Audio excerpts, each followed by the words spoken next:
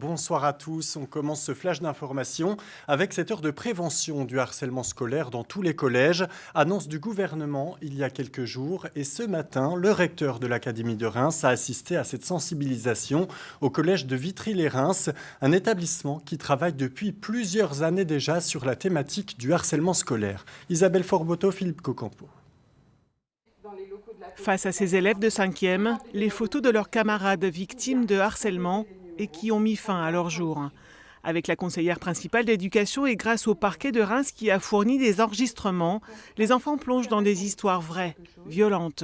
Cette fois, c'est un jeune garçon victime de grossophobie. Ses camarades ne manquent pas non plus de lui rappeler tous les jours son complexe, et ce, depuis la rentrée scolaire.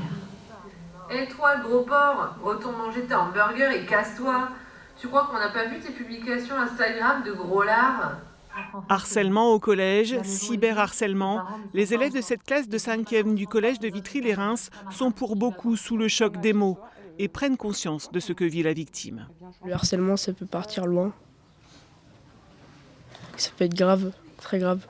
J'ai appris qu'il y avait un numéro pour les victimes, qu'on pouvait être emprisonné pour ces cas-là. Il y a un numéro de téléphone pour appeler si on a besoin d'aide. Donc, est-ce que quelqu'un se souvient ? Oui. C'est le 30-20. Le 30-20. Le 30-20 et le 30-18 sont les deux numéros à disposition des victimes. Et depuis le 2 mars 2022, la loi reconnaît le harcèlement scolaire comme un délit pénal.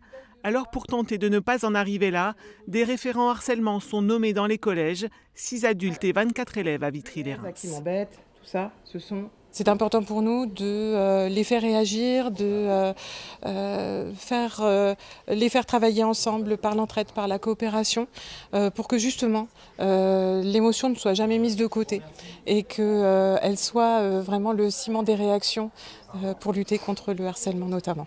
Ce jour-là, les émotions sont là. Se mettre à la place de l'autre, c'est à ça qu'ils pensent. Il y a une boule au ventre parce qu'on se dit ce qu'il a vécu, c'est hyper dur et qu'on n'aimerait pas le vivre à sa place. Il faut en parler à tout prix aux personnes autour de nous qui peuvent nous aider, etc. Et même si on en a peur, il faut le faire parce que ça finira pareil si jamais on ne le dit pas.